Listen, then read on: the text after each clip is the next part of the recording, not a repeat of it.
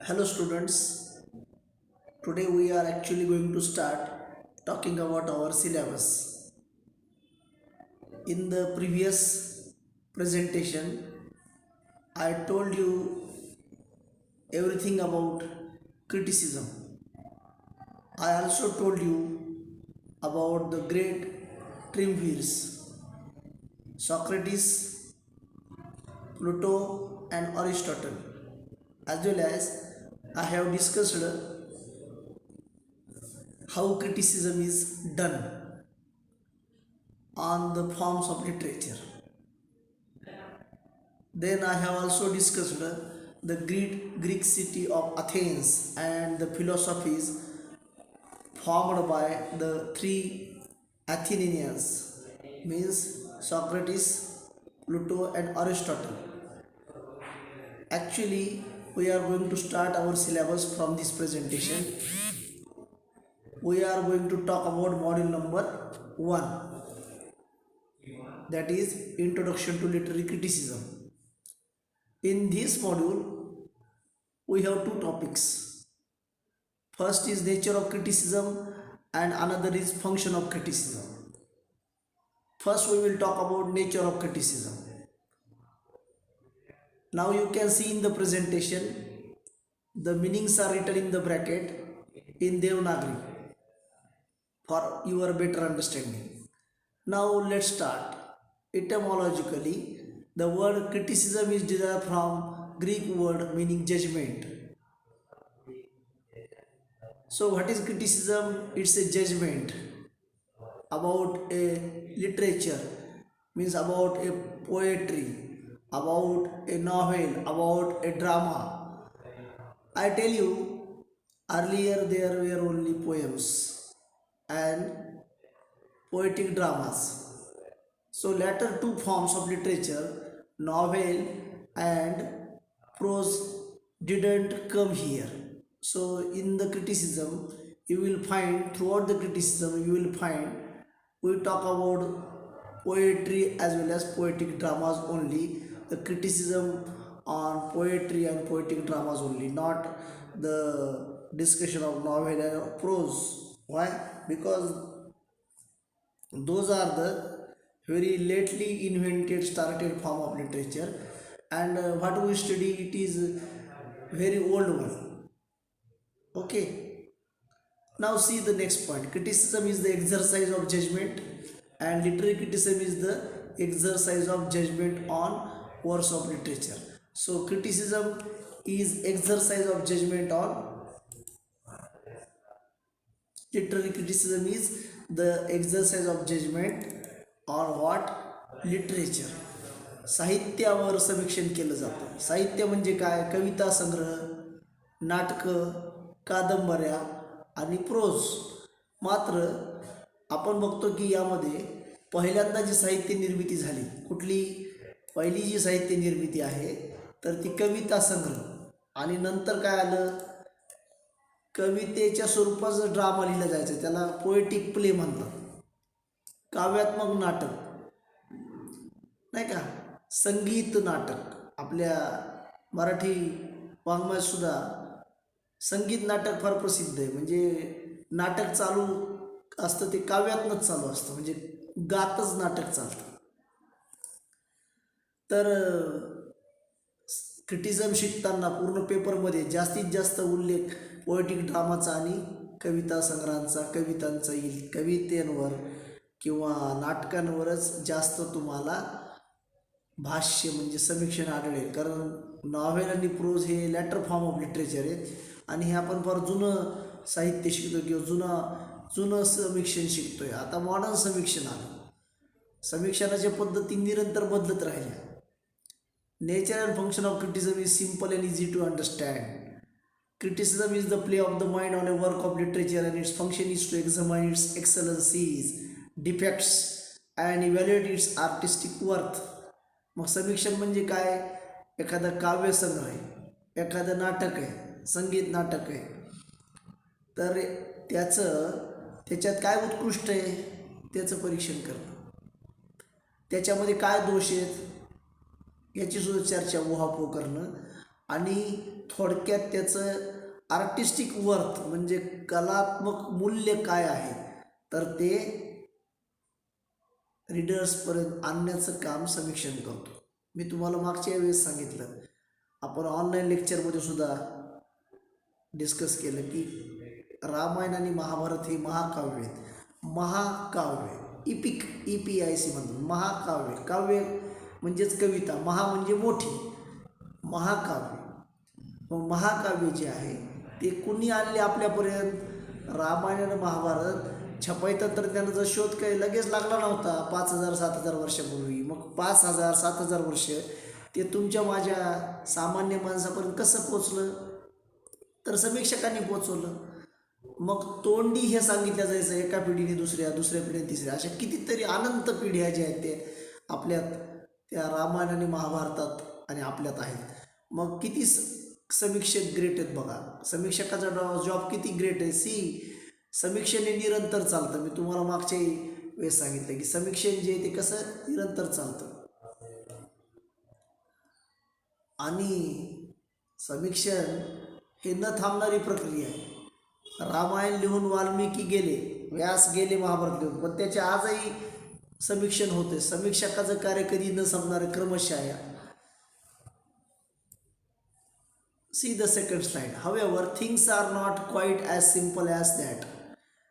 पण एवढं सोप्या नाहीत गोष्टी. वाटतात सोप्या, पण समीक्षण एवढं सोपं नाही. समीक्षण करण्यासाठी फार तो बाप माणूस असावा लागतो. कोण? समीक्षण. समीक्षण कोण करतं? एक लेखक दुसऱ्याचं करतो. समीक्षण करणं एवढं सोपं नाही. तारेवरची कसरत आहे. कशी? As soon as we proceed to examine the nature and function of criticism in some detail, we are confronted with a host of conflicting views, theories, definitions. Before actually starting criticism, एक पुस्तक आहे असं समजा, हे काव्यसंग्रह, काव्यसंग्रह किंवा नाटक आहे, याचं समीक्षण मला करायचं किंवा तुम्हाला करायचं. मग काय काय लागेल? theories and definitions. We should have the theories. मग theories कुठल्या? हे पुस्तक ज्या विषयाचं आहे, ज्या संबंधी आहे, जे कथानक आहे, what ever it may be, मग त्या संबंधीच्या थिअरीज आपल्याला माहीत पाहिजे. समीक्षण करण्यापूर्वी त्याचं ज्ञान पाहिजे आपल्याला, त्याच्यापूर्वीचं ज्ञान पाहिजे. त्यामुळे समीक्षण करणं ही इतकी सोपी क्रिया नाही. Diversity of views. Why it is not simple? Reason is here. Following statements on criticism give us an idea of the complexity of critical theories came to us through ages. Complex criticism is a complex process. गुंतागुंतीची प्रक्रिया आहे ती. कशी? See according to critic S.M. Scribner, business of literary critic is to distinguish between a good book and a bad one and help us to recognize full value of its literary quality. समीक्षकाचं काय काम आहे? त्याचा काय business आहे? उद्योगधंदा काय आहे त्याचा? लिटररी क्रिटिक म्हणजे वाङ्मयीन समीक्षक. आता वाङ्मयीन समीक्षकासारखे इतर समीक्षक असू शकतात. चित्रपट समीक्षक आहेत, नॉवेलचे समीक्षक आहेत. आपण बघतो की व्यावहारिक जीवनाचे समीक्षक, आर्थिक समीक्षक आहेत. आपण वाङ्मयातलं समीक्षण शिकतो आहे. लक्षात ठेवा विद्यार्थिनींनो. तर चांगलं आणि वाईट बुक कुठलं आहे, चांगलं आणि वाईट काव्य किंवा चांगलं उत्कृष्ट साहित्य आणि निकृष्ट साहित्य कुठलं आहे, हे माणसापर्यंत किंवा लोकांना ओळखायला शिकवणं किंवा ओळखण्या इतपत त्यांना सांगणं आणि त्या लिटरेचरची क्वालिटी त्यांच्यापर्यंत आणून पोचवणं, हे कुणाचं काम आहे? क्रिटिकचं काम आहे, क्रिटिक्सचं. Now see the different opinions. I told you the diversity of opinions. हे सगळे लेखक आहेत, मोठमोठे लेखक आहेत, हे समीक्षक सुद्धा आहेत. म्हणजे हे स्वतः काव्य निर्मिती करतात, नाट्य निर्मिती करतात किंवा त्यांच्या जीवनामध्ये बरंचसं साहित्य त्यांनी लिहिलेलं आहे आणि ते लिखाणाबरोबर त्यांनी इतर लेखकांच्या साहित्याचे समीक्षण केलं आहे. म्हणजे उहापोह चर्चा केली आहे. म्हणजे एका लेखकाने दुसऱ्या लेखकाच्या साहित्याविषयी भाष्य केलं आहे आणि त्या साहित्यामध्ये काय उत्कृष्ट आहे वाचकासाठी आणि काय चांगलं नाही किंवा काय दोष आहेत त्याच्यात त्या साहित्यामध्ये, हे उघड करून सांगितले, समोर आणलेत आणि त्यातनं एका रीडरला, एका रसिक प्रेक्षकाला किंवा वाचकाला त्या साहित्याची जाण झाली. ते साहित्य त्याला कितपत उपयोगी आहे नाही हे कळालं. तर बघा, पहिल्यांदा ॲटकिन्स नावाचा एक लेखक आहे, तो काय म्हणतो क्रिटिसिझमबद्दल. बघा, क्रिटिसिझम इतकी मोठी क्रिया आहे, इतकी मोठी प्रोसेस आहे की त्याला किती लोक डिफाईन करतात कुठल्या कुठल्या पद्धती. Let us see. Criticism is the play of the mind on the artistic qualities of literature for interpretation of literary values. Play of the mind हा सगळा मनाचा खेळ आहे. समीक्षण कुठं चालतं सगळं, हे दिल का मामला आहे, मनाचा खेळ आहे, मनातल्या मनात चालतं. हे सगळं बौद्धिक आहे, अमूर्त आहे, हे दिसत नाही मात्र ते अस्तित्वात आहे, नाही का. मी तुम्हाला सांगितलं, दुःख, सुख, आनंद, नैराश्य, नाही का, उत्कंठा, कुठे द्या, अतूट प्रेमभंग झाला, कुठेही. All these are unseen but that can be felt. जाणवतात, अदृश्य आहेत, मग ते आहेत. म्हणून तर आपण सर फिलिप सिडने म्हणतो पुढच्या टॉपिकमध्ये, काय म्हणतो, साहित्य हे विज्ञानापेक्षा श्रेष्ठ. विज्ञान तर ज्या मूर्त गोष्टी त्याच्याशी डील करतं, नाही का, पण अमूर्त गोष्टींशी डील करतं साहित्य. त्यामुळे साहित्य हे सगळ्या शास्त्रांपेक्षा सर्वश्रेष्ठ शास्त्र आहे, सर्वश्रेष्ठ आहे साहित्य. ओके. तर ॲटकिन्स म्हणतो की ॲस्थेटिक क्वालिटीज हा प्ले ऑफ द माइंड आहे. कशावर? Aesthetic qualities. ॲस्थेटिक म्हणजे त्याच्यातलं जे क्वालिटी आहे, सौंदर्य, त्याच्यातलं भाषेचं सौंदर्य, कथेचं सौंदर्य, तिथल्या कॅरेक्टरचं सौंदर्य. Of literature for interpretation of literary values. आणि मग स्पष्टीकरण कशाचं, लिटररी व्हॅल्यूज, त्याच्यात काय वाङ्मयीन व्हॅल्यूज आहेत, काय सद्गुण आहेत एखाद्या वाङ्मयात असले पाहिजे. ते सद्गुण सांगण्याचं काम कोणाचं आहे? क्रिटिसिझमचं आहे. ॲडिसन काय म्हणतो बघा, दुसरा एक ज्येष्ठ थोर साहित्यिक काय म्हणतो, the true critic will dwell on excellences rather than imperfections. His view is very positive. He says that a true critic will dwell on means find, rely on excellences. उत्कृष्ट जे ते साहित्यातलं त्याच्यावरच तो फोकस करेल. उत्कृष्ट काय, एक चित्रपट बघून आलात त्यात उत्कृष्ट काय तेच तुम्ही इतरांना सांगणार. त्याच्यामध्ये चुका काय किंवा इन्फर्फेक्शन काय, अपूर्ण काय राहिलं तर ते तुम्ही सांगणार नाही. तर एका समीक्षकाचं कार्य ॲडिसन म्हणतो की त्या साहित्यातलं छान छान काय तर ते निवडून आणणं, सांगणं. व्हिक्टर हुगो म्हणतो काय, it is the work of good or bad that is the critics domain. चांगलं आहे का साहित्य वाईट आहे हे सांगायचं काम समीक्षकाचं आहे. समीक्षकाचं डोमेन आहे, समीक्षकाचा प्रांत आहे. काय काय चांगलं आहे आणि काय चांगलं नाही हे सांगायचं काम कोणाचं आहे. तर बघा, diversity of views, how diverse their views are. Now let us talk about the great man I Richard in modern criticism आणलं. हा एका विद्यापीठातला प्राध्यापक आहे आणि त्यांनी त्याच्या विद्यार्थ्यांना कविता दिल्या, कागदावरच्या कविता दिल्या आणि असे कागद दिले, कविता दिल्या आणि सांगितलं की तुम्हाला काय वाटतं ते लिहून आणा. मग कुठल्याही त्या लेखकाची माहिती, त्या कवितेची माहिती, त्या कवीची माहिती न देता प्रत्येकाचं इंटरप्रिटेशन वेगळं होतं. Everybody's interpretation was a different. That is modern criticism. I रिचर्ड्सला काय वाटतं बघा समीक्षणाबद्दल, क्रिटिसिझमबद्दल. To set up as a critic is to set up a जज ऑफ व्हॅल्यू. एक समीक्षक होणं म्हणजे काय, एक जज होणं व्हॅल्यूची. त्या वाङ्मयामध्ये काय चांगलं आहे त्याचं मूल्यमापन करणं, त्याचं व्हॅल्युएशन करणं कुणाचं काम आहे, नाही का. आर्किटेक्ट येतो, ते बिल्डिंगचं व्हॅल्युएशन करतो.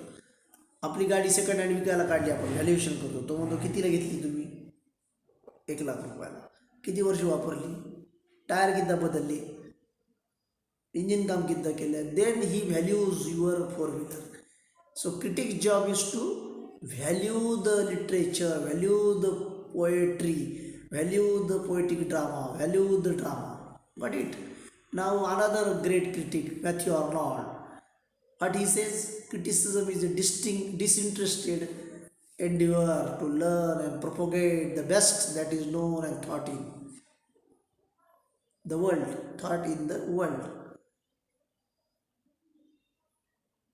द वर्ल्ड त्या फोटोच्या खाली गायब झालं. Okay, thought in the world.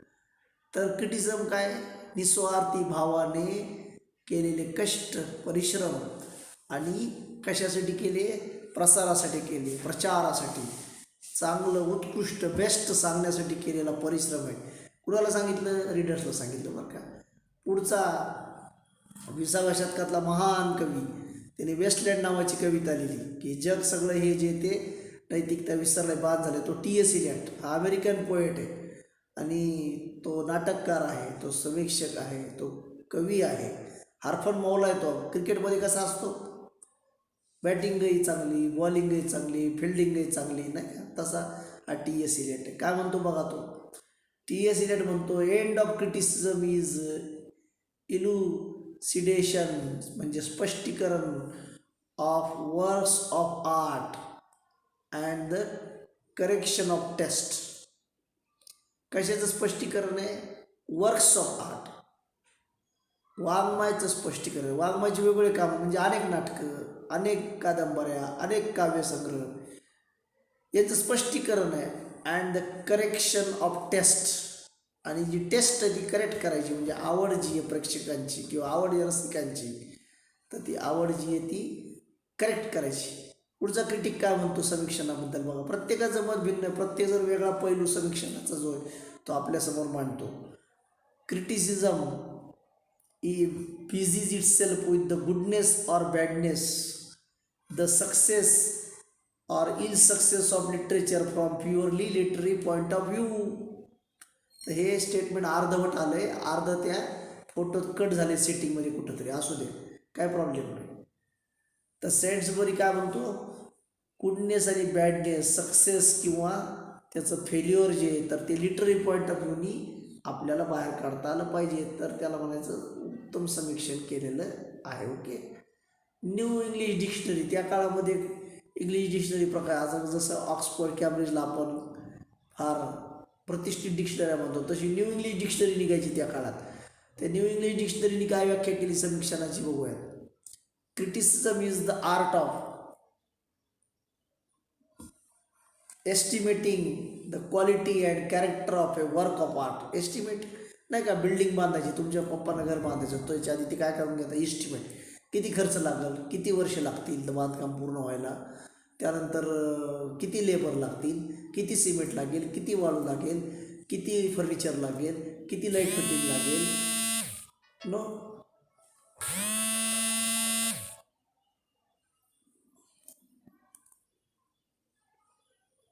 ते एस्टिमेट काढणं कशाचं? क्वालिटीचं आणि character of a work of art and the function or work of a critic.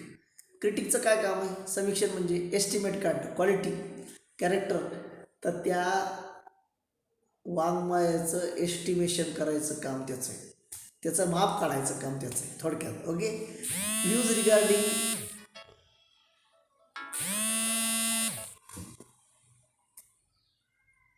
Functions of criticism and role of criticism is changing through the ages. आणि जसे वेगवेगळ्या विचाराची माणसं येतील, जसं युग बदलेल, जसं अवतीभोवतीची विचारसरणी बदलेल, समाज व्यवस्था बदलेल, जाती व्यवस्था बदलेल, नाही का, वर्ण व्यवस्था बदलेल, माणूस बदलला की सगळं बदलणार. सगळ्याच गोष्टी ज्या आहेत त्या कालानुरूप बदलत राहतात. 20वं शतक हे आधुनिक होतं, आता 21वं शतक हे अत्याधुनिक शतक आहे. याच्यात जर कुठलं आधुनिक येणार आहे कुणास ठाऊक, अधिक अधिक आधुनिक युग येत राहणार. आणि मग अवतीभोवतीचं वातावरण बदललं की साहित्य बदलेल, साहित्य बदललं की काय बदलेल? समीक्षणसुद्धा बदलेल. समीक्षण ही सेकंडरी प्रोसेस आहे, साहित्य निर्मिती ही प्रायमरी प्रोसेस आहे. लक्षात ठेवा, साहित्य निर्माण झालं तरच समीक्षण होऊ शकतं, नाही का. विहिरीत आधी पाणी आलं तरच तुम्ही उपसू शकता. समीक्षण म्हणजे पाणी उपसण्यासारखं आहे.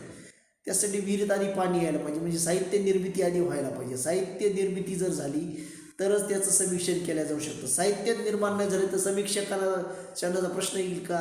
कदापि नाही. So views regarding functions of criticism and the role of critics is changing through the ages. Every age has different functions of criticism. So every age is different. 20th century was different and 21st century is different. Diversity of views and lack of unanimity among thinkers bring out complex nature of criticism and functions. ही जी diversity आहे, प्रत्येकाचे मतं वेगळे आहेत, भिन्नता आहे मतामध्ये, याने अजून गुंतागुंतीचं कॉम्प्लेक्स बनत जातं समीक्षण. आणि समीक्षण ही गुंतागुंतीची कॉम्प्लेक्स प्रोसेस आहे. कारण आपण बघतो साम्राज्यशाहीमध्ये नागरिकाचे कर्तव्य वेगळ्या पद्धतीनं सांगितले जायचे आणि त्याचं मूल्यमापन होत होतं. आजच्या काळामध्ये आज आपण लोकशाहीमध्ये राहतो, डेमोक्रेसीमध्ये. Now in democracy the same character will be evaluated differently. So the criticism is different in different ages. आधीच्या काळात भारतामध्ये ती महिला जी आहे ती किती त्या नवऱ्याचं ऐकते, ती किती त्याच्याशी एकनिष्ठ आहे, ती नवरा गेल्यानंतर सती जाते का. This was the criteria of a good women. Try to understand from scientific point of view. Now this is not the criteria because the women has educated, no sati tradition is going on. So the evaluation of women characters in the dramas, poems has changed. तर माणूस बदलला की साहित्य बदलेल, आणि साहित्य बदलं की समीक्षण बदलेल. बस diversity of views and lack of unanimity. तर मतभिन्नता आणि एकमत नाही, एकमत असू शकत नाही, कारण समीक्षण हा खूप मोठा विषय आहे, अनलिमिटेड म्हणलं तरी चालेल. There are many critics and theories. This is because attitude towards criticism is determined by many factors. So criticism is dependent on plenty of factors. Not a one factor is responsible for it. Okay, which are those factors we will see in the next slide. I will adjust. First of all, it is determined by accidents of personal organization, by likes and dislikes, by prejudices and predilections of critics himself. तर समीक्षण जे ते कसं ठरवलं जातं, personal experiences, आवडीनिवडी स्वतःच्या, कुणाच्या समीक्षणाच्या, त्याचे प्रिज्युडायसेस, पूर्वग्रह, प्रिडायलेक्शन्स ऑफ क्रिटिक हिमसेल्फ. बघा पूर्वग्रह कसा असतो. एखाद्या गावाला आपल्याला वाईट अनुभव आला तर आपण ते म्हणतो ते चोरांचं गाव आहे, आपली बॅग मारली त्या गावात कधी, म्हणजे ते चोरच का सगळ्या गावातले लोक, आपण असू शकतो. कधी तर तुमच्यावर एखादी दुर्घटना झाली की तो रस्ताच खराब आहे, तिकडून जायचंच नाही. प्रिडायलेक्शन, प्रिज्युडायसेस. मग जो लेखक आहे त्याला असं वाङ्मयाबद्दल प्रिज्युडायस असू शकतात, त्याची प्रिडायलेक्शन्स असू शकतात. He may predict what will happen in the future. So his personality reflects definitely. View of criticism is directly related to critics' own intellectual preoccupation. So criticism depends on critics' intelligence and his philosophy. प्रत्येक समीक्षकाची जीवन जगण्याची philosophy कशी आहे, भिन्न आहे. कोणी सकारात्मक जीवन जगतो, कोणी नकारात्मक जीवन जगतो, कोणी शांत जीवन जगतो, कोणी संयमी, कोणी फार अटॅकिंग आहे. हे सगळ्यांचे स्वभाव जसे भिन्न तसे समीक्षकाचे स्वभाव भिन्न आहेत. आणि जसा समीक्षक भिन्न भिन्न आहे, वेगवेगळ्या मताचा आहे, वेगवेगळ्या वातावरणात आलेला आहे, वेगवेगळ्या बौद्धिक, शैक्षणिक, सामाजिक वातावरण आलेलं आहे, तसं त्याचं मतही भिन्न असतील ना. त्याला आउटलुक ऑन लाईफ म्हणतात. त्याचा जीवनविषयक दृष्टिकोन वेगळा असेल. मला जसं वाटतं तसं तुम्हाला वाटत नाही, कारण तुम्ही वेगळ्या वयात आहात, मी वेगळ्या वयात आहे.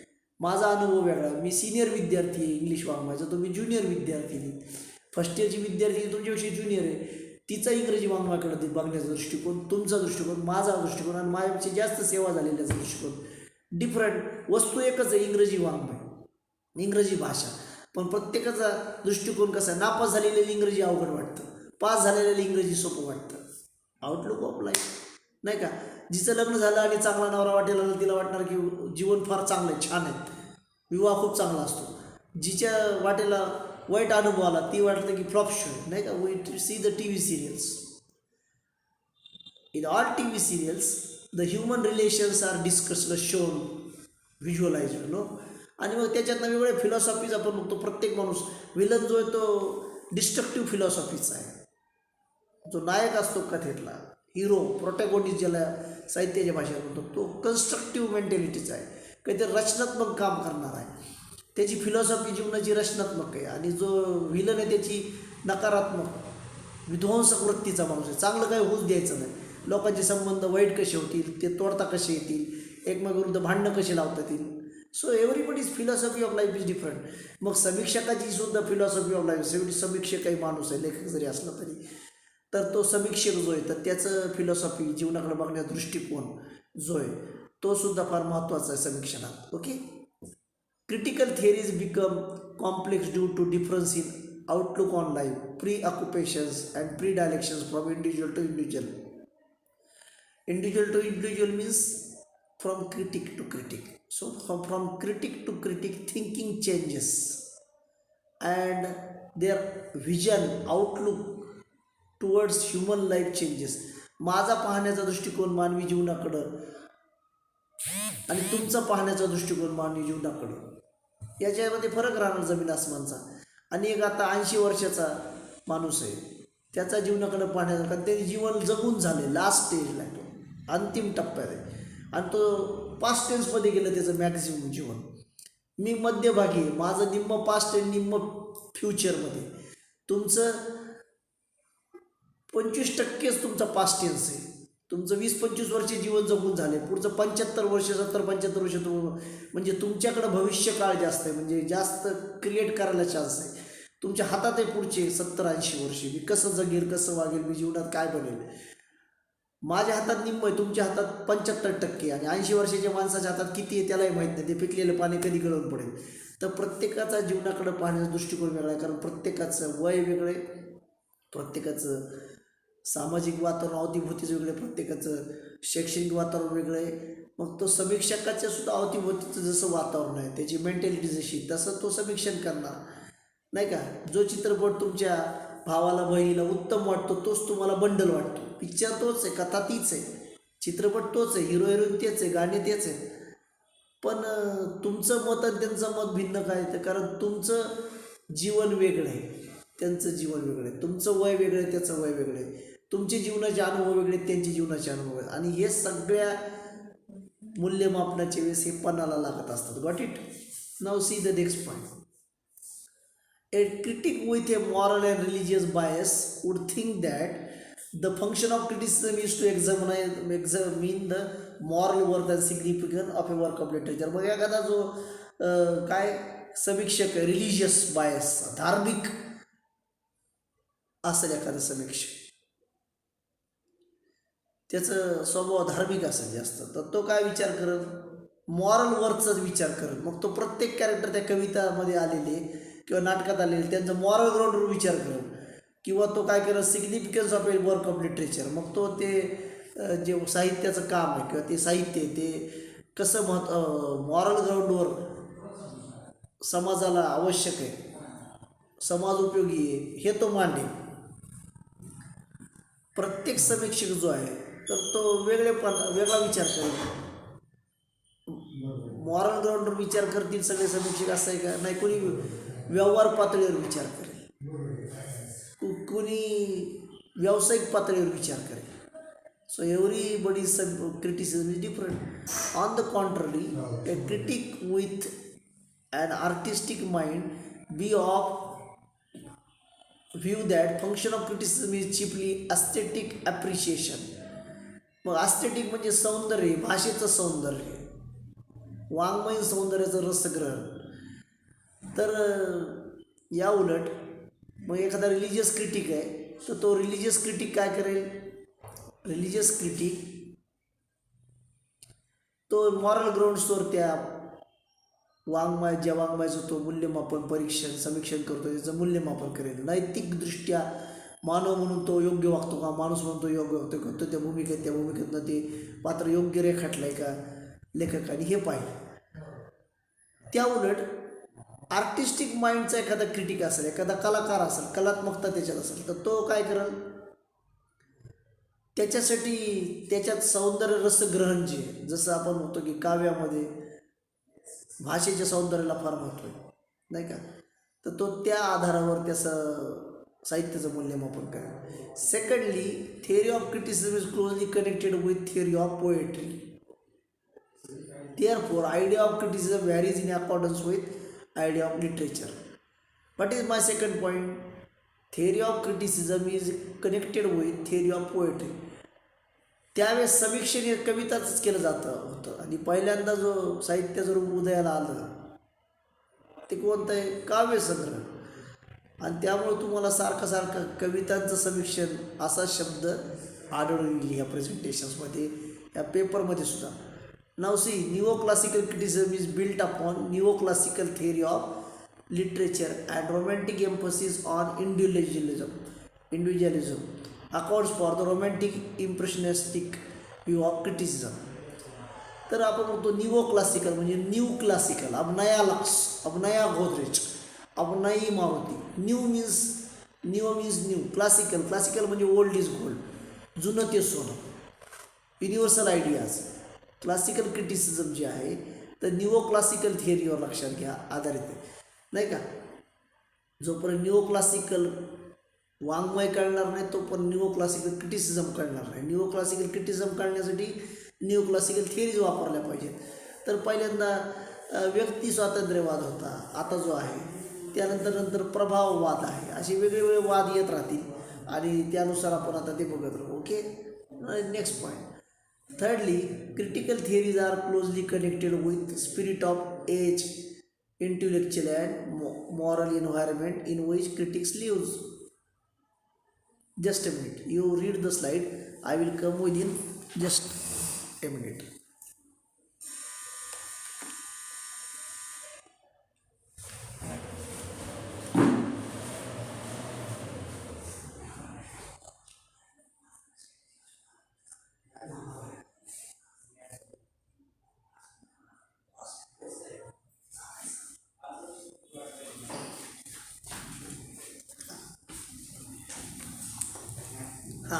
I rejoin you. Okay.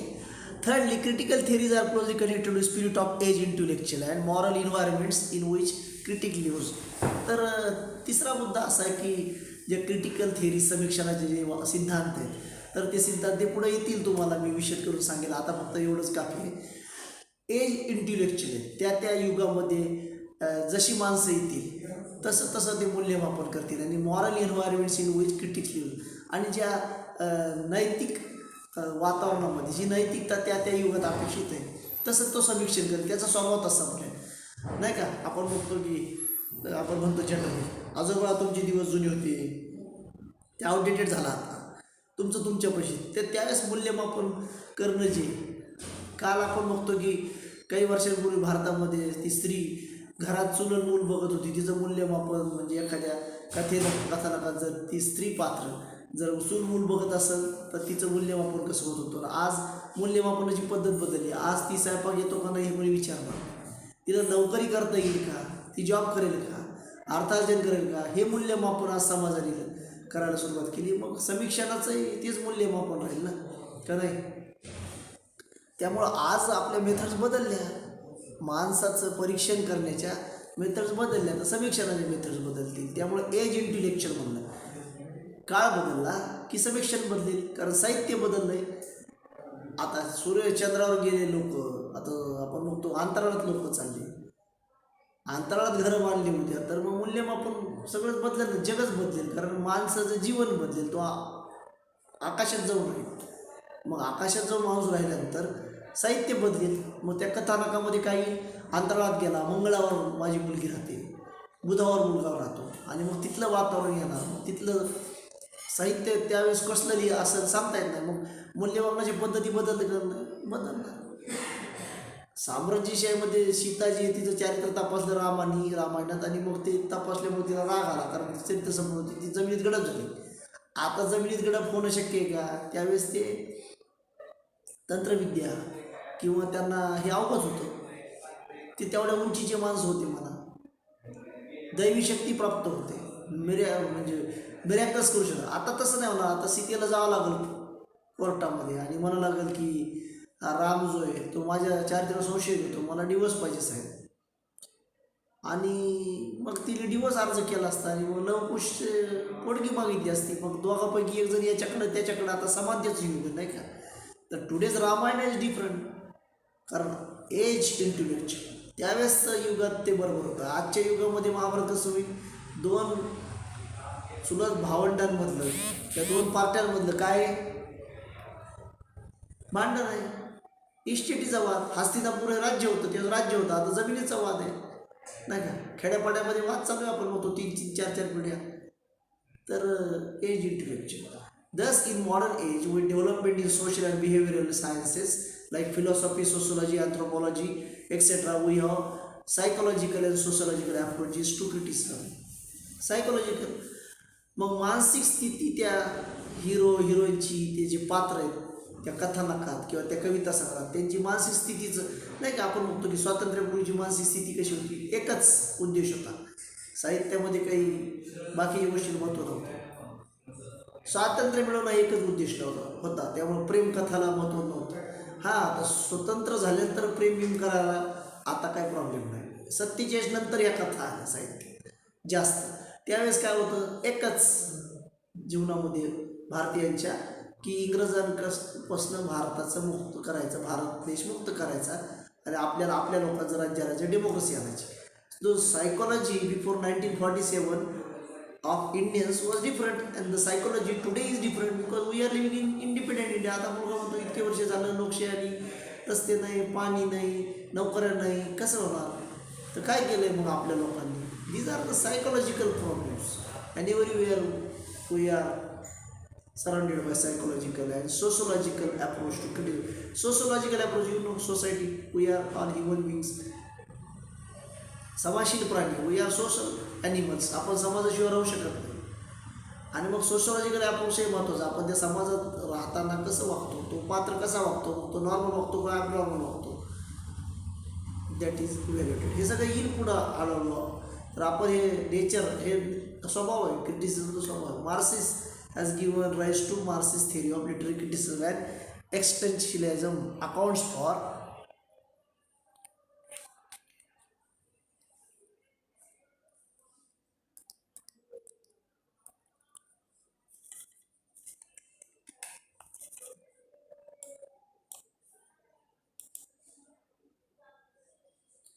एक्झिस्टियल criticism.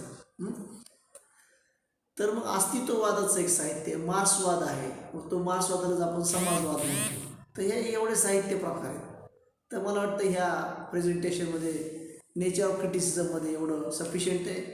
जास्त स्पष्टीकरण करून सांगणं शक्य नाही, कारण अंतराच्या मर्यादा आहेत. लवकरच कॉलेज सुरू झालं तर फार बरं होईल, पण सध्या तर काही शक्यता दिसत नाही. तर तुम्ही हे प्रेझेंटेशन्स नीट बघा, त्या स्लाईड आहेत ते कधी डाउनलोड करा आणि त्या बघा. आपण दुसरा टॉपिक जो आहे तो लवकरच मी अपलोड करतो, फंक्शन ऑफ क्रिटिसिझम. तर हा मॉड्यूल नंबर 1 मधला पहिला टॉपिक आपला पूर्ण झाला, नेचर ऑफ क्रिटिसिझम. तुम्ही सगळे अभ्यास करा. धन्यवाद.